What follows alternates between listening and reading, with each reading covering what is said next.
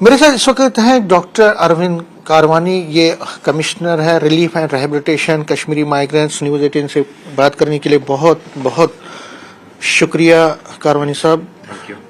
सबसे पहले जानना चाहूँगा आपसे कि जो नाफसा का जो प्रक्रिया आपने शुरू की थी और जिसमें आप एक प्रोसेस के तहत चले थे, उसका अभी तक कितना बड़ा रिस्पांस है और किस तरह से आज तक की डेट तक उसको रिस्पांस मिला है कश्मीरी माइग्रेंटों का, इस पर ज़रा बात। इसमें मैं ये कहूँगा कि 13 अगस्त 2024 को गवर्नमेंट ने 2 नोटिफिकेशन निकाले, SO 392 और 393। उसके तहत पहले तो ये हुआ कि जो रिलीफ एक माइग्रेंट फैमिली को मिलता है उसको इनकम नहीं गिना जाएगा, ये फैसला उसमें हुआ है। और उसके बाद ये हुआ कि जो माइग्रेंट राशन कार्ड्स है फूड सिक्योरिटी रूल्स में और targeted public distribution control order में उसमें अमेंडमेंट हुई और उसके हिसाब से जो कश्मीरी और जम्मू माइग्रेंट्स के जो राशन कार्ड है वो भी नेशनल डेटाबेस में इंटीग्रेट करने का फैसला किया। और उसका जो क्लियर मकसद था सरकार का, वो ये मकसद है कि जो माइग्रेंट्स के राशन कार्ड्स हैं, क्योंकि ये डिजिटाइज नहीं थे, नेशनल डेटाबेस के साथ इंटीग्रेटेड नहीं थे, इसलिए जो 35 साल से रिलीफ का जो रिलीफ के अलावा बेनिफिट्स जो है सोशल सेक्टर स्कीम्स के, जैसे डिफरेंट पेंशन स्कीम्स है सरकार की, old age pension, widow pension, disability pension, marriage assistance programme या स्कॉलरशिप्स का या आयुष्मान भारत स्कीम को अवेल करने में, बेनिफिट्स अवेल करने में डिफिकल्टी आ रही थी। और भी जो गवर्नमेंट की स्कीम्स है जो राशन कार्ड के साथ जो लिंक्ड है, तो उसको उस कमी को दूर करने के लिए ये किया गया फैसला कि ये राशन कार्ड जो है इंटीग्रेट किए जाएंगे। और साथ में ये भी क्लियर किया गया इसमें 2025 में 16 मई 2025 को गवर्नमेंट ने एक ऑर्डर भी निकाला जिसमें ये क्लियर किया कि जो राशन और रिलीफ जो असिस्टेंस जो माइग्रेंट्स को मिल रही है उसमें कोई फ़र्क नहीं पड़ेगा, जो राशन का स्केल वो वैसे ही कंटिन्यू रहेगा और कैश असिस्टेंस भी वैसी मिलती रहेगी। इन शॉर्ट माइग्रेंट स्टेटस पर कोई फ़र्क नहीं पड़ेगा, ये वाज़ेह किया गया। और ये बल्कि उसके बाद जैसे ही नेशनल डेटाबेस जो अपडेटेड रहा फूड सिविल सप्लाईज का लास्ट अगस्त 2025 से, तो इंटीग्रेशन का प्रोसेस अभी चल रहा है। उसमें अभी 13 दिसंबर 2025 को वर्दी चीफ सेक्रेटरी साहब के हाथों में हमने उनके हाथों से, शुभ हाथों से हमने जगती मिनी टाउनशिप में उनके हाथों 125 बेनिफिशरीज डिफरेंट पेंशन स्कीम्स के, उनको वहाँ पर सैंक्शन ऑर्डर्स दिए। तो एक सिलसिला है और उसके बाद भी लगभग 200 और केसेस हैं जो सैंक्शन हुए हैं। जो बेनिफिट्स में कहने का मतलब है कि जो सोशल सेक्टर स्कीम्स का जो बेनिफिट नहीं मिल पा रहा था कश्मीरी या जम्मू माइग्रेंट्स को, वो मिलना शुरू हो गया है। तो यही मेरी गुजारिश होगी सभी से कि जिन्होंने प्रोसेस अभी फॉर्मेलिटीज़ कंप्लीट नहीं किए हैं वो जल्द से जल्द फॉर्मेलिटीज़ कंप्लीट करें, ताकि आगे भी हम इनको जो रिलीफ बेनिफिट्स और साथ साथ सोशल सेक्टर स्कीम्स का बेनिफिट दें। लेकिन जब आपने ये प्रोसेस शुरू किया था उसके बाद ही लगातार खदशात जाहिर किए जा रहे थे। इस पर डिफरेंट कश्मीरी माइग्रेंट जो रिलीफ होल्डर्स खासकर वो कह रहे थे कि हो सकता है कल हमारी जो रिलीफ बंद हो जाएगी, हमारा राशन बंद हो जाएगा। हमारी सबसे बड़ी जो कंसर्न था, जो खदशा था, वो था कि माइग्रेंट स्टेटस खत्म हो जाएगा। ये लोग हमें एक चालाकी के तहत फंसा रहे हैं, ट्रैप कर रहे हैं, और इसीलिए कई लोगों ने नाफसा का जो फॉर्म है वो नहीं भरा। वो खदशात उनके थे। क्या लगता है आपको कि उनके खदशात को दूर करने में आप क्या कामयाब हुए हैं और आगे चल के उनसे आप क्या अपील करते हैं? देखिए, शुरू में क्योंकि एक नए सिस्टम में जा रहे थे, लोगों की अप्रहेंशंस, कुछ लोगों की अप्रहेंशन ज़रूर आई सामने, जो मैंने जिक्र किया, एक गवर्नमेंट ऑर्डर निकला उसके बाद। उस गवर्नमेंट ऑर्डर में वाज़ेह किया गया कि माइग्रेंट स्टेटस पर कोई फ़र्क नहीं पड़ेगा। जो राशन का स्केल मिल रहा है, जो कश्मीरी माइग्रेंट्स और जम्मू माइग्रेंट्स को जो राशन जितना मिल रहा है आज की डेट में, वो कंटिन्यू रहेगा, बल्कि सोशल सेक्टर स्कीम्स के साथ जुड़ने का मौका मिलेगा। तो ये बिल्कुल बेबुनियाद और मैं समझूँ मिस्चीवस एलिमेंट्स ही ये खबर कहेंगे कि सरकार कोई साजिश कर रही है। सरकार नोटिफिकेशंस के थ्रू, गवर्नमेंट ऑर्डर्स के थ्रू पब्लिक नोटिफिकेशंस के थ्रू बिल्कुल ये वाजे किया गया है जो, और इसमें सिर्फ एक डिपार्टमेंट नहीं है, कई गवर्नमेंट डिपार्टमेंट्स इसमें जॉइंटली काम कर रहे हैं, कोऑर्डिनेशन में काम कर रहे हैं, जिसमें DMRRR भी है, सोशल वेलफेयर डिपार्टमेंट भी है, फूड सिविल सप्लाईज डिपार्टमेंट भी है, और इसको हाईएस्ट लेवल पर रिव्यू किया जा रहा है। और जैसे मैंने कहा कि वर्दी चीफ सेक्रेटरी साहब ने जो 13 दिसंबर को चेयर किया एक बड़ा प्रोग्राम जगती में, वहाँ पे लोगों को सोशल सेक्टर स्कीम्स के बेनिफिट्स, सैंक्शन ऑर्डर्स मिले प्रॉपरली। तो वहीं पर मुझे लगता है कि क्लियर है कि जो गवर्नमेंट का इंटेंशन है लोगों को बेनिफिट देने का है, उनको सहूलियत पहुंचाने का, जो 35 साल से बेनिफिट्स नहीं मिल पा रहे थे। अब हो सकता है कुछ एलिमेंट जानबूझ के इसमें कोई कंफ्यूजन क्रिएट करना चाहते हैं, उसके लिए भी हमने लोगों को कहा है कि वो अफवाहों पर बिल्कुल ध्यान न दें। आज के इसमें भी हमने इंफॉर्मेशन डिपार्टमेंट के थ्रू नोटिफिकेशन दिए, पेपर में जारी किया है कि गवर्नमेंट ने रिपीटेडली क्लियर किया है कि माइग्रेंट स्टेटस पर कोई फ़र्क नहीं पड़ेगा, राशन के स्केल पर कोई फ़र्क नहीं पड़ेगा, बल्कि सोशल सेक्टर स्कीम्स के साथ जुड़ने का मौका मिलेगा। और मैं लोगों से ये अपील करूंगा कि गलत अफवाहों पर ध्यान न दें, जो ऑफिशियल चैनल्स हैं वहाँ से कंफर्म करें। हमारे डेली 12 बजे पब्लिक हियरिंग होती है जिसमें सभी जोन्स कनेक्टेड है। अगर कोई किसी को डाउट है तो हमने नोटिफिकेशन में जोनल ऑफिसर्स के कॉन्टैक्ट्स, हमारे सुपरवाइजरी ACR DCR लेवल के ऑफिसर्स सभी के साथ, या हेड ऑफिस में वो जुड़ सकते हैं, कहीं से भी जुड़ सकते हैं। श्रीनगर, उधमपुर, जम्मू के जितने जोन्स हैं हमारे साथ जुड़े होते हैं VC पे डेली 12 बजे। तो कोई किसी को कोई खदशात हो तो वो रेस्पॉन्सिबल चैनल्स, अब आपका चैनल एक रिप्यूटेड चैनल है, तो जब आप रिपोर्ट करेंगे तो लोगों तक ये पॉजिटिव बात पहुंचती है। तो मैं कहूँगा कि ऐसे लोगों पर भरोसा ना करें कि जो ऐसे कुछ अनफॉर्चुनेटली होते हैं, कुछ आज तो किसी ने भी कैमरा पकड़ा तो रिपोर्टर नहीं होता है। आप जैसे जो रेस्पॉन्सिबल और रिप्यूटेड जर्नलिस्ट है, चैनल्स हैं, पॉजिटिविटी लोगों तक पहुंचाएं, सही खबर लोगों तक पहुंचाएं। इसमें इसी में एक और है कि जिन लोगों ने फॉर्म भरे हैं कई महीनों से उनको अभी तक कॉल नहीं आई, क्योंकि एक प्रोसेस में कॉल्स भी आते हैं, तो उनको क्या क्या दिक्कत, कोई ज्यादा बर्डन है जो कंसर्न वहाँ पे इशू कर रहे हैं, क्या है ये प्रोसेस और कब तक सभी को ये जो है इसमें कनेक्ट किया जाएगा? देखिए, हमें जो कश्मीरी और जम्मू माइग्रेंट्स 48,000 से ज़्यादा कार्ड से इंटीग्रेट करने हैं, और उसमें एक डिटेल्ड फॉर्मेट है। जो नया जो डेटाबेस जिसका मैं जिक्र कर रहा था, नए डेटाबेस में डिटेल्ड इन्फॉर्मेशन भरनी होती है। और हम इसमें ये नहीं कह रहे हैं कि लोगों को कॉल करिए, कॉल तो हम सहूलियत से करते हैं जोन में। एक जो माइग्रेंट है जिसको इंटीग्रेट होना राशन कार्ड के, उसके लिए ऑप्शन, उसको OTP आता है, क्योंकि अब नए डेटाबेस में उसको जैसे उसका डेटा वहाँ पर पंच होता है, वो डिटेल्ड फॉर्मेट होता है, जैसे वो पंच होता है तो उसमें OTP जनरेट होता है। वो OTP जब उसके पास जाता है, अब उसके पास दो ऑप्शन है, वो तो या तो खुद ही आकर जोन से वहाँ अपना वो फर्दर जब वो कंफर्म करेगा वहाँ OTP, उसके बाद उसके बायोमेट्रिक्स वगैरह कैप्चर हो जाएंगे और उसकी रजिस्ट्रेशन हो जाएगी। उस प्रोसेस में टाइम लगता है। दूसरा ऑप्शन ये है कि अगर हमारे जोनल ऑफिस से उसको फोन आता है, ऑप्शनल इससे जो फूड सिविल सप्लाईज का, एक तो मैं ये कहूँगा आपके चैनल के जरिए से कि कहीं ये मिसयूज ना हो जाए। OTP जो है वो आपको प्रॉपरली गवर्नमेंट उससे आ जाएगा, फूड सिविल सप्लाईज की तरफ से OTP आएगा, ऑप्शन वही आप और शेयर कीजिए। सिर्फ जो हमारे जोनल ऑफिसर जो नंबर हमने दिए हैं उन्हीं नंबर्स पर आप शेयर कीजिए, अगर आप खुद नहीं आ सकते वहाँ पे। और दूसरा इसमें ये भी है कि जो बाहर है, जो क्योंकि बहुत सारे हमारे माइग्रेंट भाई बहन बाहर है, बच्चे बाहर है, जो कहीं एजुकेशन के सिलसिले में या नौकरी के सिलसिले में बाहर हैं, वो अपने ऐप पर भी कर रहे हैं, eKYC ऐप पर भी कर सकते हैं। पीछे उसमें डिफिकल्टी आ रही थी, कहीं कहीं उसमें टेक्निकल डिफिकल्टीज आ रही थी, जो हमने NIC के साथ टेकअप किया है और उसको जल्दी ही रिजॉल्व करने का हमें आश्वासन मिला है। आगे बढ़ के जो कश्मीरी माइग्रेंट्स की एक और इशू आ रहा है वो है रिलीफ असिस्टेंस बढ़ाने का, और 2018 के बाद अब 26 आ गया है, और पिछले हम कह सकते हैं कि तकरीबन 9 से 10 साल के बीच में अभी तक कोई रिलीफ एनहांसमेंट नहीं हुई है। कश्मीरी माइग्रेंट ये कहते हैं कि बहुत सारा जो हर एक चीज़ में बहुत ज़्यादा महंगाई हो गई है। बार बार वो रिपीट कर रहे हैं, क्योंकि पहले तीन साल के बाद एक प्रोसेस चलता था, ऑटोमेटिकली रिवीजन होता था 10%, 20%, 15% के हिसाब से, लेकिन पिछले 9 से 10 साल के बीच में कुछ नहीं हुआ। तो आप इस पर क्या करने जा रहे हैं, क्या किया है और कब तक एक्सपेक्टेशन? देखिए, इसमें मेरे पास जो ऑफिस में बहुत सारी रिप्रेजेंटेशंस आई, कई डेपुटेशंस भी मिले और लगातार उन्होंने यही कहा कि रिलीफ जो है असिस्टेंस है बढ़नी चाहिए, क्योंकि 2018 से आज लगभग 8 साल में कोई अनाउंसमेंट नहीं हुई। तो उन रिप्रेजेंटेशंस के बेसिस पे मैंने जो है अपनी तरफ से भी गवर्नमेंट के साथ ये इशू टेकअप किया है और उम्मीद है कि इस पे जल्दी कुछ रिजल्ट आएगा।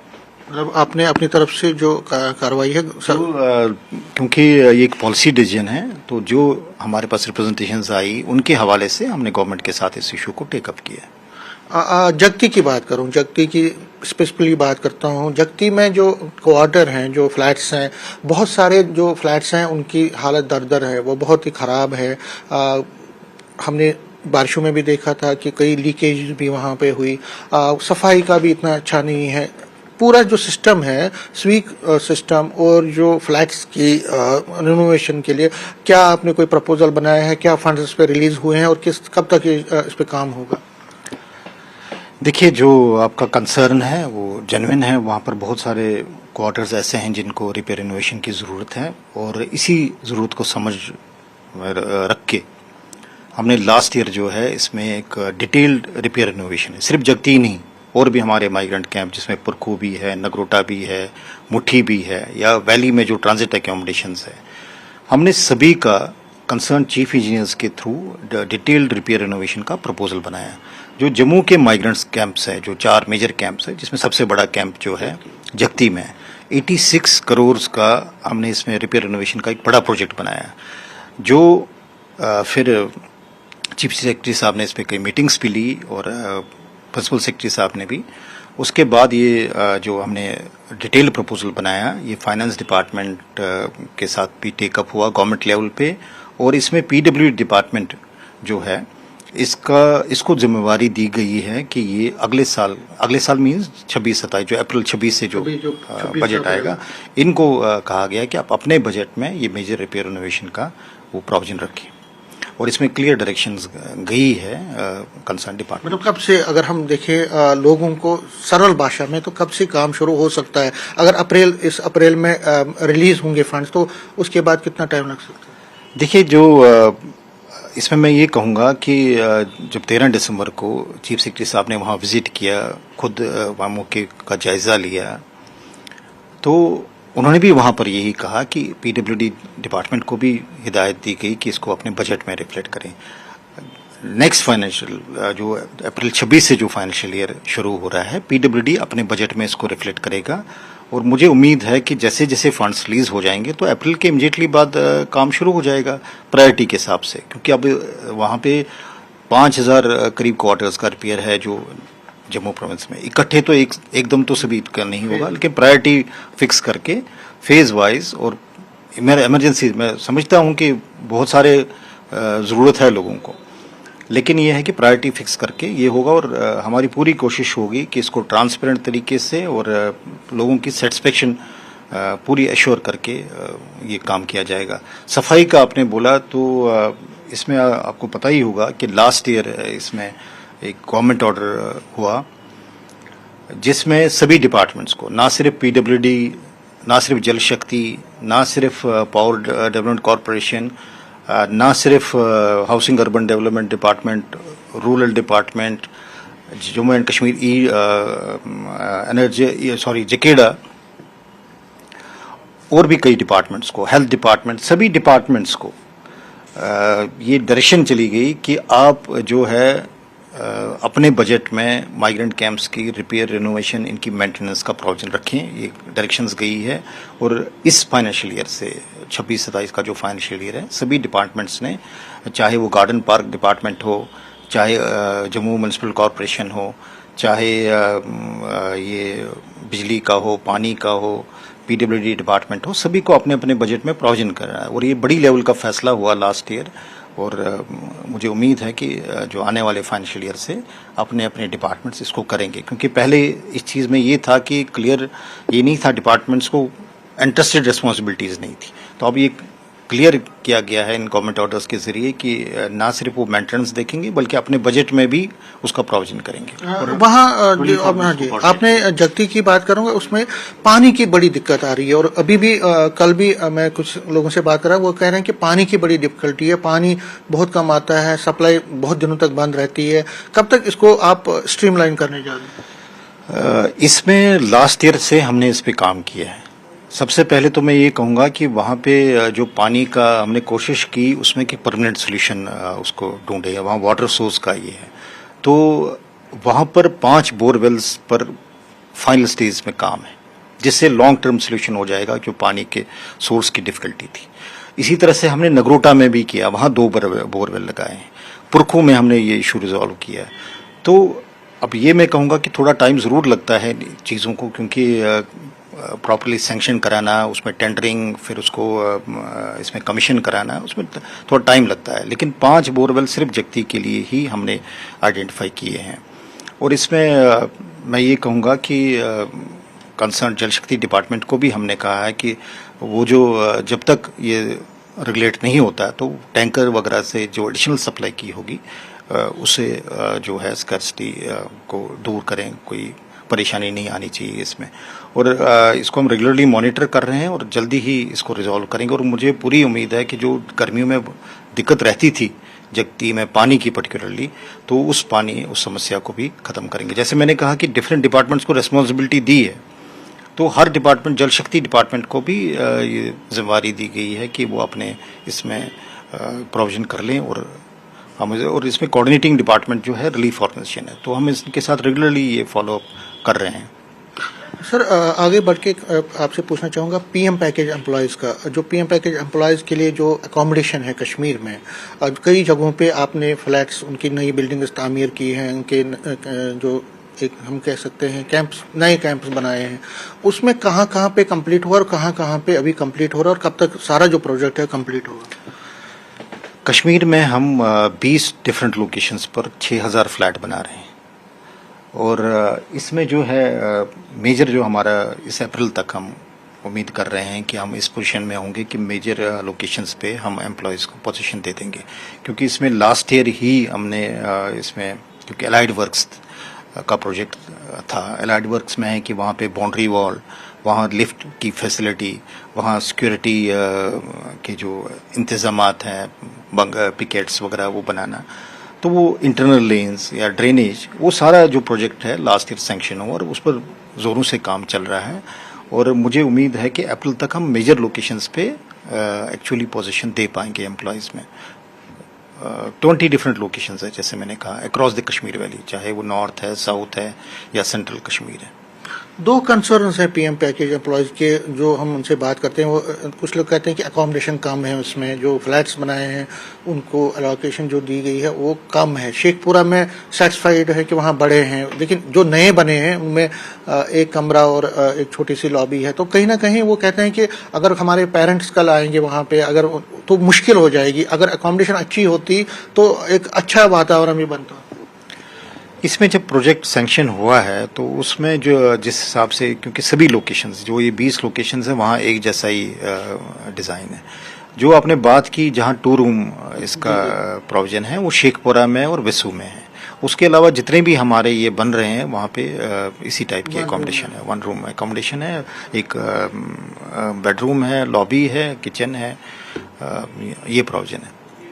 तो आपको नहीं लगता कि कम है, या आपको नहीं लगता कि उसमें मॉडिफाई हो सकता था? क्योंकि उस वक्त प्रोजेक्ट जो है एग्जीक्यूट हुआ, तो अभी तो हम एग्जीक्यूट कर रहे हैं, क्योंकि ये हाईएस्ट लेवल पर एक पॉलिसी डिसीजन होता है कि किस हिसाब से बनाना है, कितनी स्पेस करने के, एम्प्लॉय को कितनी ये चाहिए, वहाँ पर फैसिलिटी चाहिए। तो एम्प्लॉयज़ की हमारी कोशिश है कि सभी जो हमारे एम्प्लॉयज़ हैं वहाँ पर उनको सिक्योर और अच्छी एकोमोडेशन मिले। लास्ट में पूछना चाहूँगा कि जो ओवरऑल कश्मीरी माइग्रेंट्स के लिए जो बेनिफिट्स आप यहाँ पे रिलीफ डिपार्टमेंट में देते हैं, जैसे इसमें हेल्थ का भी है, आयुष्मान का है, उसमें क्या आप सुधार करने जा रहे हैं और किस तरह से आप इस प्रोसेस को ले रहे हैं? आयुष्मान में जो सबसे बड़ी डिफिकल्टी आ रही थी वो इसी वजह से आ रही थी कि माइग्रेंट्स के राशन कार्ड जो है नेशनल डेटाबेस पर नहीं है। अब जिन जिन के नेशनल डेटाबेस पर राशन कार्ड से इंटीग्रेट हो रहा है, उनको ये सहूलियत हो रही है कि उनका जो ऑटोमेटिकली डेटा फैच होता है वहाँ पे, तो सबसे बड़ा तो मैं यही कहूँगा, और आपके माध्यम से मैं ये कहूँगा, सिर्फ रिलीफ होल्डर ही नहीं कि जो राशन या कैश असिस्टेंस ले रहे हैं, हमारा एक बड़ा सेगमेंट जो 60% राशन कार्ड होल्डर्स हैं वो नॉन रिलीफ होल्डर्स हैं, गवर्नमेंट पेंशनर्स एक्सेट्रा। तो उनको भी मैं ये कहूँगा कि आज आयुष्मान का फ़ायदा लेने के लिए या आगे कोई ऐसी स्कीम आ जाए, उस सहूलियत के लिए भी आप अपना राशन कार्ड जो है जल्द से जल्द वो प्रोसेस कर लीजिए इंटीग्रेशन का, क्योंकि कल को सरकार की कोई ऐसी स्कीम आएगी तो आप उससे वंचित न रहें। तो बेटर है आपके पास एक डिजिटाइज्ड एक डाटा रहेगा, जैसे एक स्मार्ट कार्ड होता है, बैंक का कार्ड होता है, तो वैसे ही आपके पास एक कार्ड रहेगा जो अक्रॉस द इंडिया आपकी एक आइडेंटिटी रहेगी, जिसके बेस पे आप बाकी डॉक्यूमेंट्स, बाकी स्कीम्स का बेनिफिट ले सकते हैं। न्यूज 18 से बात करने के लिए शुक्रिया। कैमरामैन साहिबा के साथ में समीर भट्ट, न्यूज 18 जम्मू।